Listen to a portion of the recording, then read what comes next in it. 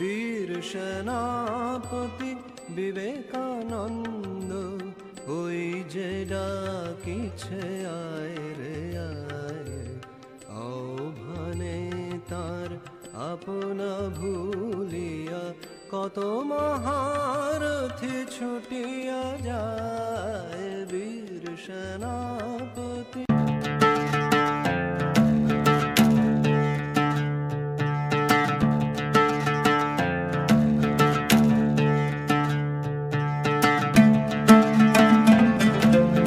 পৃথিবীতে এমন কোনো দেশ থাকে যাকে পুণ্যভূমি নামে বিশেষিত করা যেতে পারে, যদি এমন কোনো স্থান থাকে যেখানে মানুষের মধ্যে ক্ষমা, দয়া, পবিত্রতা প্রভৃতি সদ্গুণের বিকাশ সর্বাপেক্ষা অধিক পরিমাণে হয়েছে, যদি এমন কোনো স্থান থাকে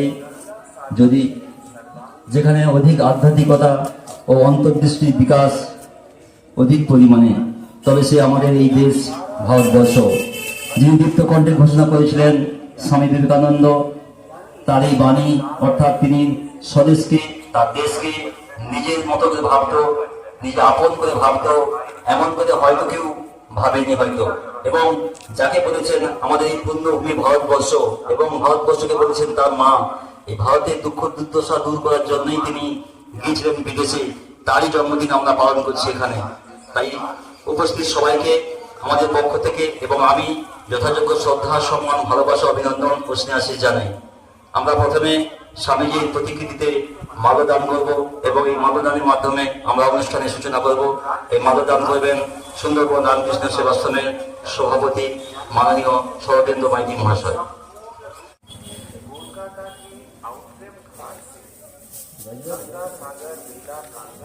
স্বামী বিবেকানন্দ কি, স্বামী বিবেকানন্দ কি, যুবনায়ক বিবেকানন্দ কি, যুবনায়ক বিবেকানন্দ কি, তরুণ সন্ন্যাসী বিবেকানন্দ কি, তরুণ সন্ন্যাসী বিবেকানন্দ কি, ভারত মাতা কি।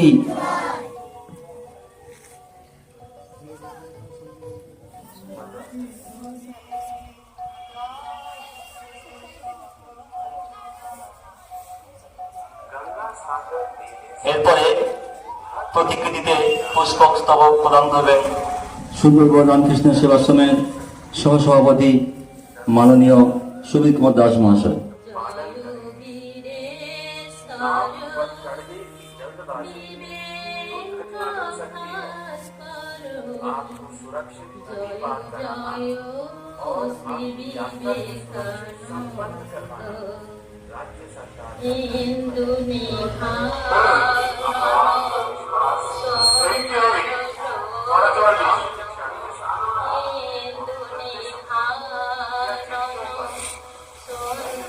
মাস্টারমশাই, সুদীপবাবু একটু কাছে দিয়ে দাও।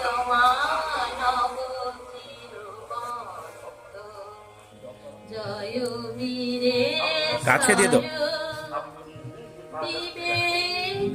ভাস্কর জয় জয় শ্রী বিবেকানন্দ, ইন্দু নিভানন সুন্দর লোচন, ইন্দু নিভানন সুন্দর লোচন, বিশ্বমানব চিরবন্ধন, জয় বীরেশ্বর বিবেক ভাস্কর, জয় জয় শ্রী বিবেকানন্দ। প্রেম ঢলো ঢলো কান্তি সুবিমল, প্রেম ঢলো ঢলো কান্তি সুবিমল, অধিগত বেদ বেদান্ত, ত্যাগ তিতিক্ষা তপস্যায় উজ্জ্বল, ত্যাগ তিতিক্ষা তপস্যায় উজ্জ্বল, চিত্ত নন্দ মন্দ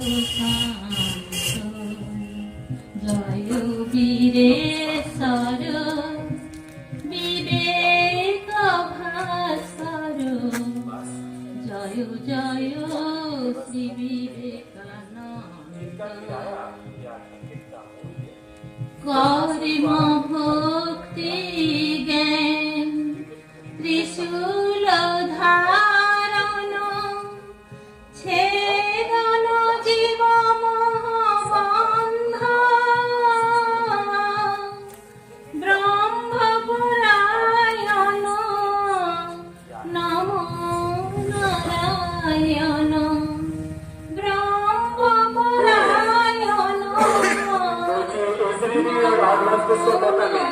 নারায়ণ দেহি দেহি করুণার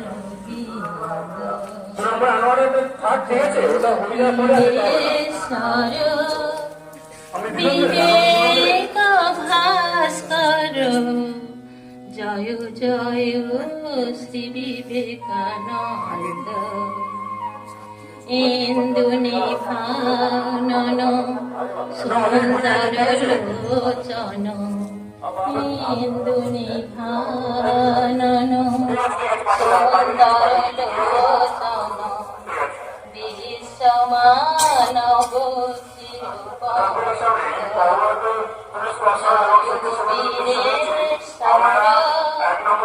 বিবেক ভাস্কর জয় জয় শ্রী বিবেকানন্দ জয় জয় শ্রী বিবেকানন্দ জয় শ্রী বিবেকানন্দ। নমস্কার। তো আমরা শুনবো আমাদের প্রাক্তন ছাত্র আর্য সুবাই মাইতি এই স্বামী বিবেকানন্দ সম্পর্কে দুই কথা।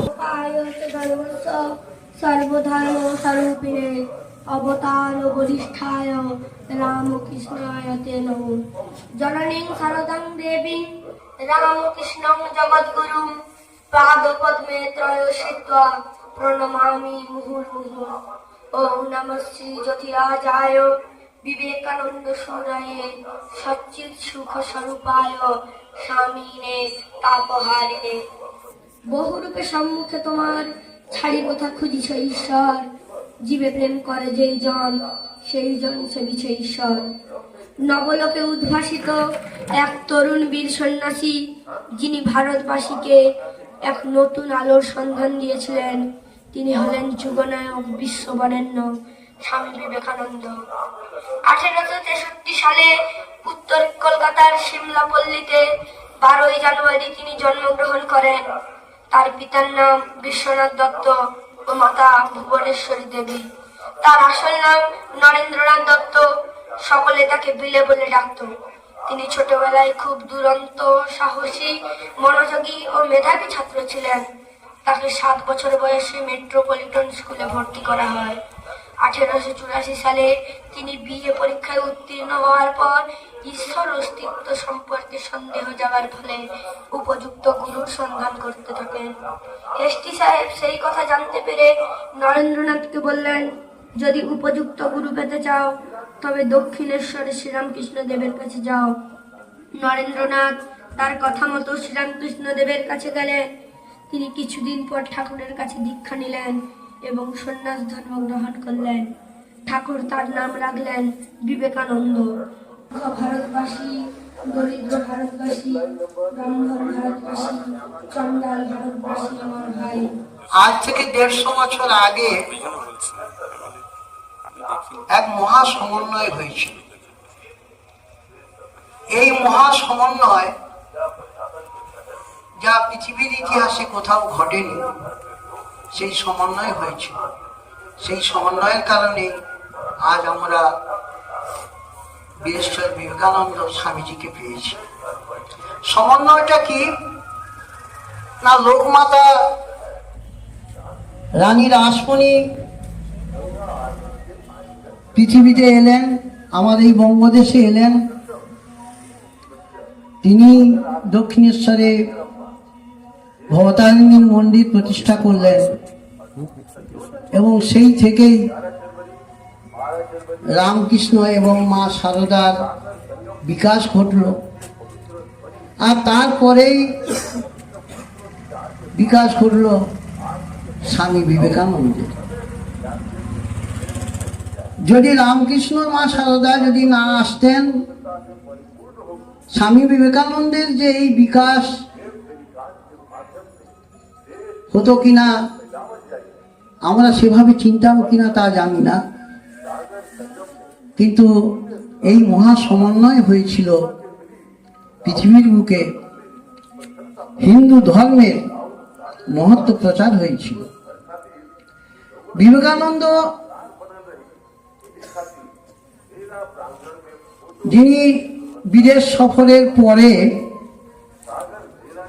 বিশ্বের বুকে ভারতের হিন্দুত্ব বোধকে, হিন্দু ধর্মকে শ্রেষ্ঠ আসনে বসিয়ে ফিরে এসে তিনি ভারত পর্যটন করেছিলেন।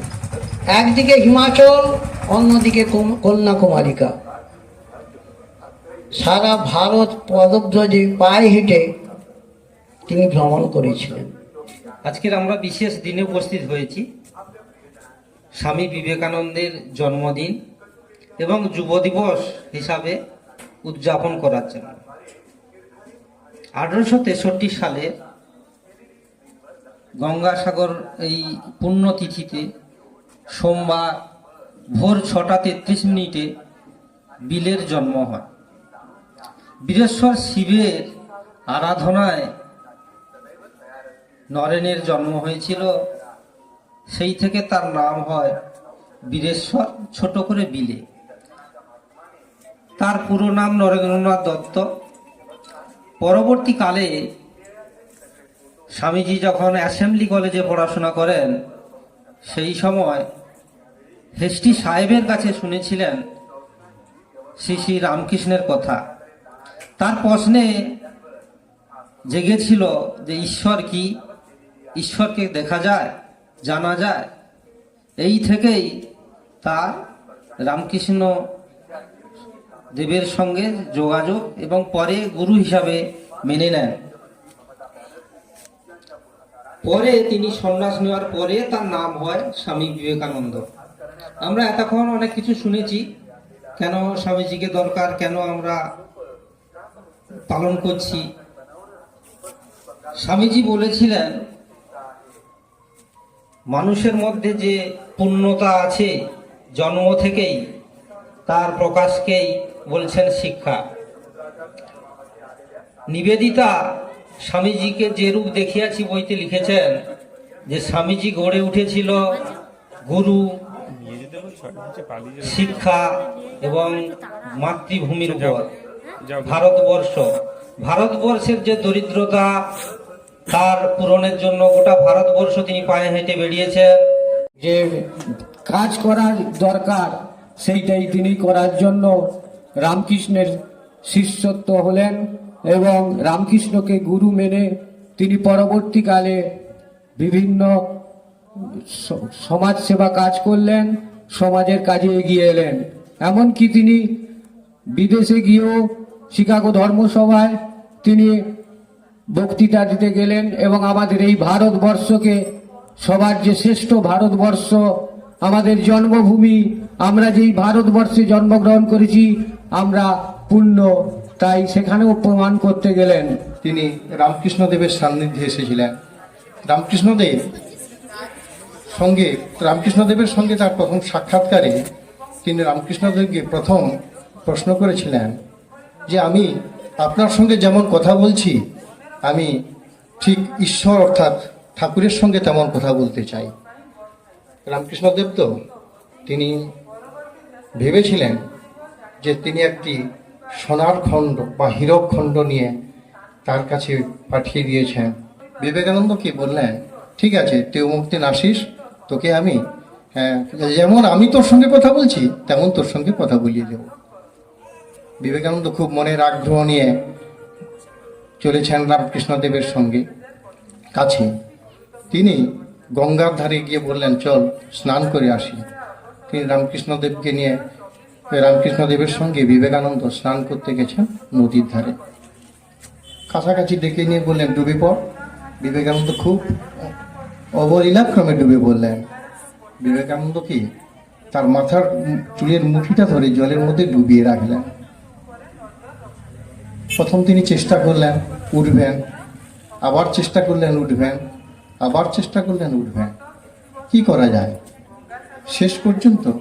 শেষে যখন প্রচণ্ড আগ্রহ এবং প্রবল ইচ্ছা নিয়ে উঠতে চেষ্টা করলেন, বললেন আমাকে বাঁচতেই হবে, তখন তিনি উঠে বললেন জলের উপরে। শব্দটা একটা ভাপুস করে শব্দ উঠল। রামকৃষ্ণদেব তাকে ছেড়ে দিয়ে উঠে পড়ার সঙ্গে সঙ্গে রামকৃষ্ণদেব ভেসে উঠলেন। কি রে, কি হলো? বিবেকানন্দ বললেন আপনি তো আমাকে মেরে ফেলবেন। রামকৃষ্ণদেব তাকে বললেন, উপরে উঠে এসে বাড়িতে এসে বললেন যে আমি তো তোকে দেখেছিলাম, তোর কতটা আগ্রহ, কি করবি? রামকৃষ্ণদেব একসঙ্গে বিবেকানন্দকে বললেন যে তোদের জ্যামিতির ভাষায় যে একটা গোল চিহ্ন আছে না, বলতো ওটা কি? তিনি বললেন ওটাকে বলে বৃত্ত। ওই বৃত্তটা হচ্ছে আমাদের পরিমণ্ডল, ওর একটা বিন্দু আছে মাঝে, যেখান থেকে ওটাকে তৈরি করা হয়।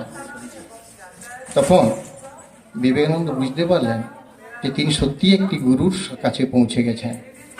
তিনি বললেন আমরা যদি আমাদের মনটাকে ওই কেন্দ্রবিন্দুতে পৌঁছে দিতে পারি, আমরা যদি মনটা কেন্দ্রবিন্দুতে যদি ঈশ্বরের চিন্তায় পৌঁছে দিতে পারি, তাহলে নিশ্চয়ই আমাদের ঈশ্বরের সেবা আমরা পাবই, দেখাও পাবো, কথাও বলবো।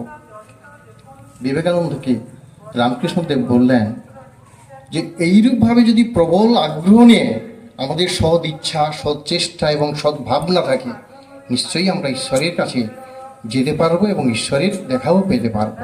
কি পরীক্ষার মাধ্যমে তিনি এই জাতির বিষয়টা, যে সমাজে জাতিভেদ থাকবে না বা নেই, এটা বলতেন? হুকো টান দিয়ে। হ্যাঁ, হুকো টান দিয়ে, সঠিক উত্তর।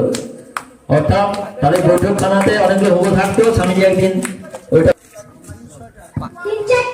হ্যাঁ সঠিক উত্তর, 3-4টে হুকো থাকতো। পরে স্বামীজি যখন ওই ধ্যানটা ভাঙে, তারপর স্বামীজিকে জিজ্ঞেস করেছিল যে স্বামীজি আপনি তো ননকে জিজ্ঞেস করা হয়েছিল যে সবাই তো চলে গেল বন্ধুরা সাপ সাপ বলে, তুমি কি দেখতে পাওনি বা কিছু মনে করনি? তখন উত্তরে স্বামীজি কি বলেছিল, মানে নরেন কি বলেছিল? স্বামীজি বলেছিলেন না, আমি ধ্যানে মগ্ন ছিলাম। ঠিক আছে, বলছি ওই সময় আমি কিছুই শুনতে পাইনি বা অনেক কিছু বুঝতেই পারিনি। সে জাহাজটির নাম?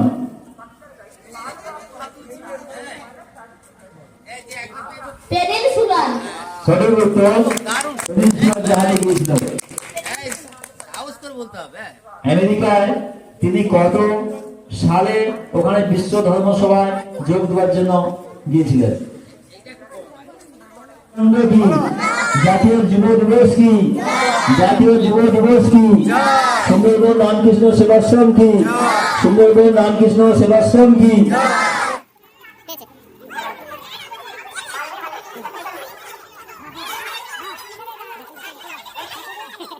খাওয়া দাওয়া হবে, ওরা তো আর লিখবে না, এখন খাবে শুধু, লেখার দিন চলে গেছে।